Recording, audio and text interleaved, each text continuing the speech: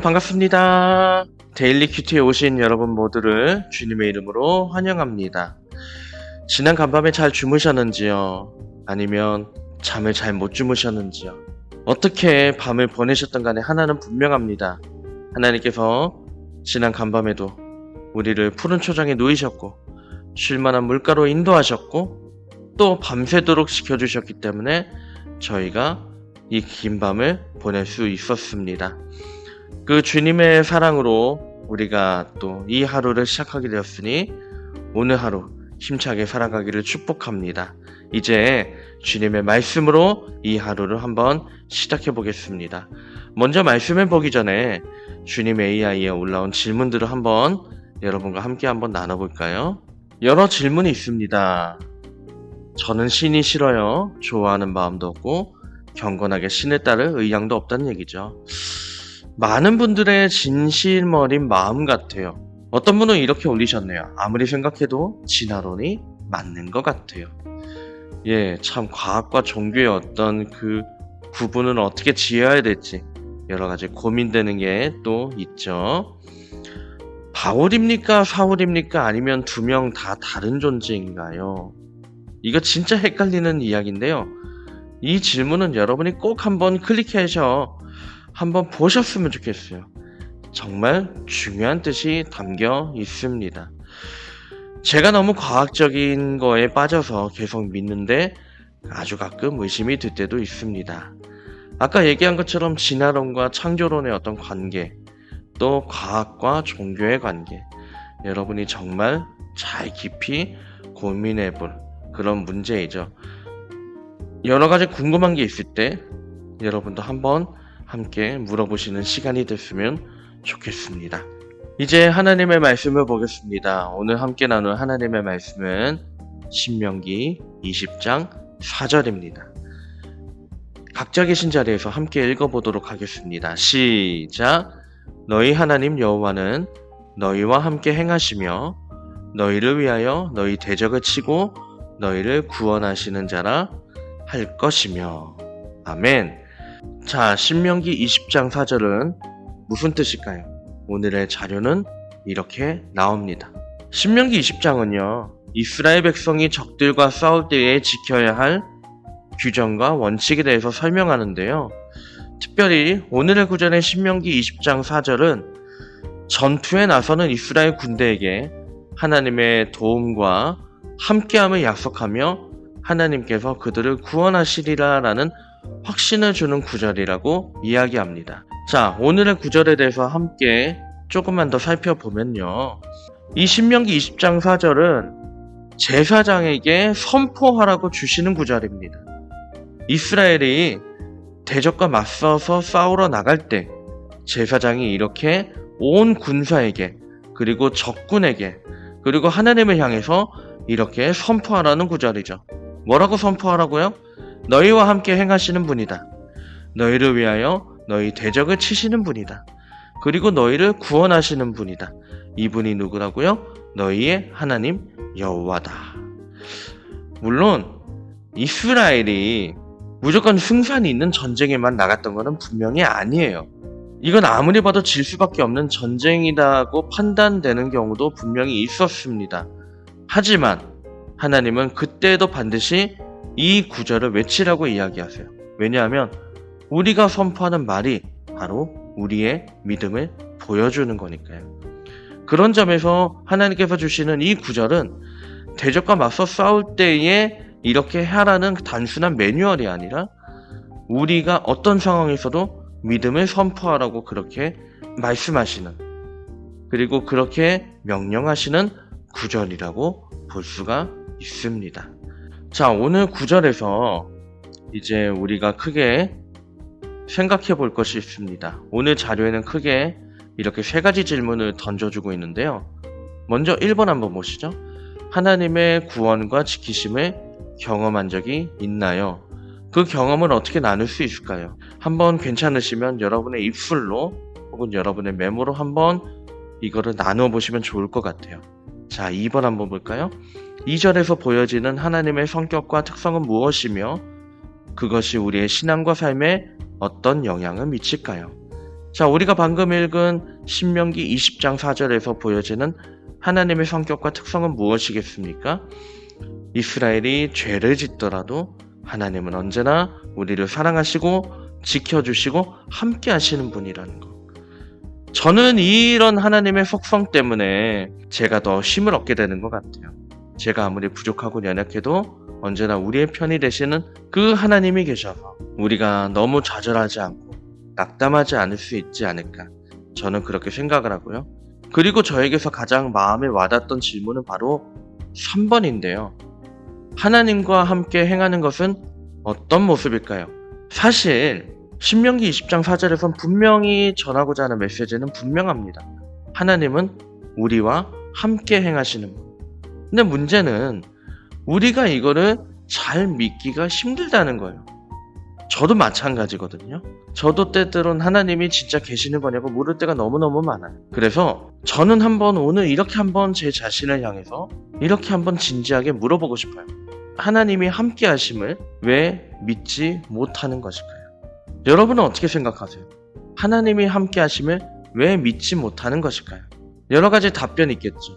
그 중에서도 한번 성경은 어떻게 이야기하는지, 또 성경에서 우리가 얻을 수 있는 힌트는 무엇인지 주님 AI의 도움을 통해서 한번 생각해 보려고 합니다. 하나님이 함께 하심을 왜 믿지 못하는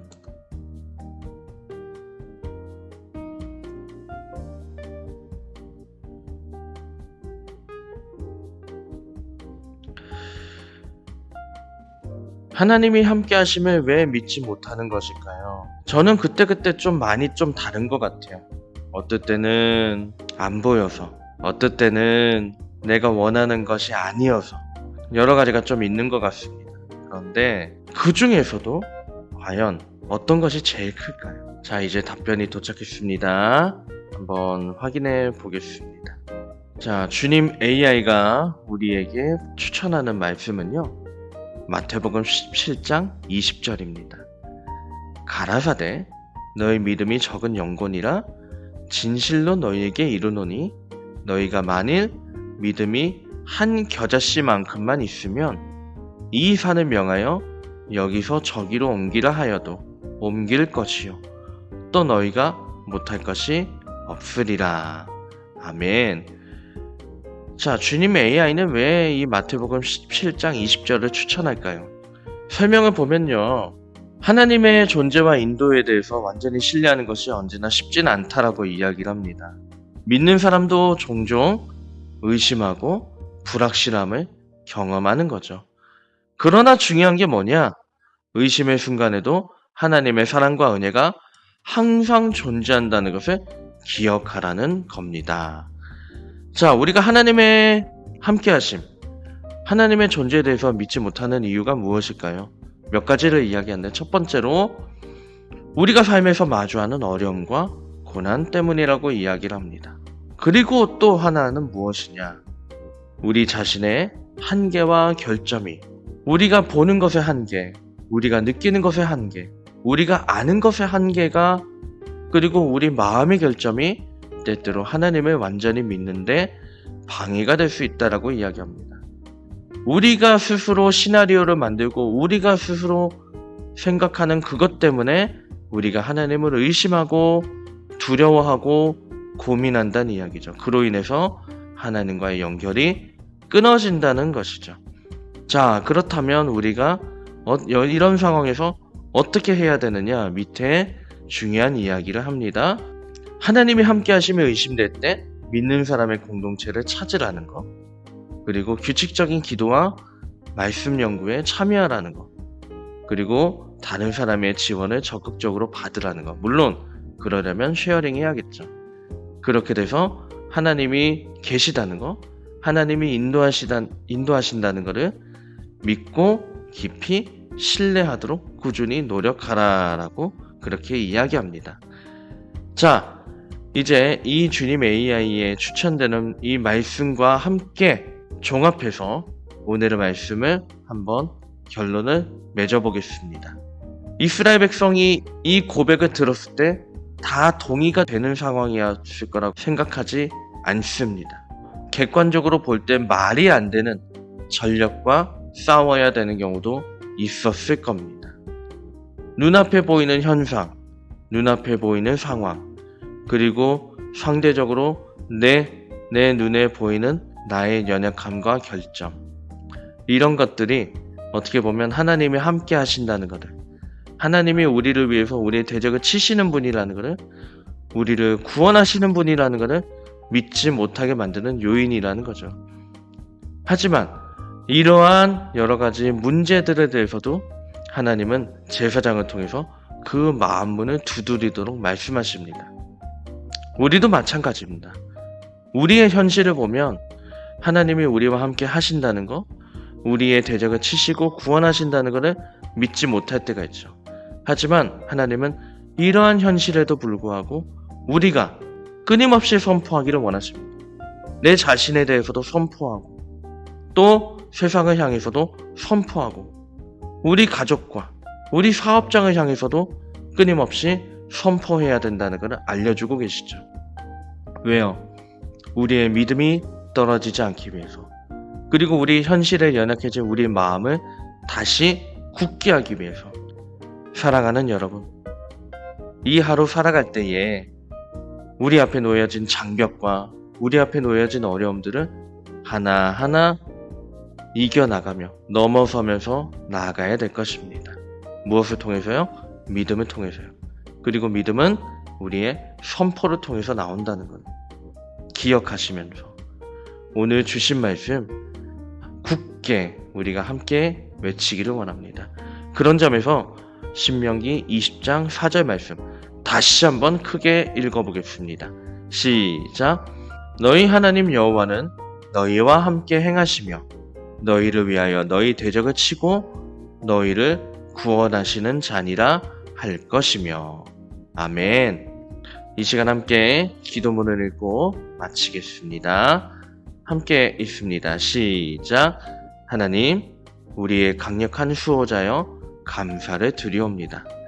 신명기 20장 4절 말씀에 따라 주님께서 우리와 함께 행하시며 대적을 이기고 우리를 구원하시리라는 약속을 주셨습니다. 이 기도로 주님의 힘과 은혜를 경험하게 하옵소서. 주님, 우리의 삶에서 마주치는 어려움과 고통에도 불구하고 주님께서 항상 우리와 함께 계심을 믿습니다. 주님의 이름을 높이며 우리에게 힘이 되어 주시는 것을 의지하게 하옵소서. 주님의 구원을 받고 주님과 함께 끝없는 영광을 누리게 하옵소서. 예수 그리스도의 이름으로 기도드립니다. 아멘.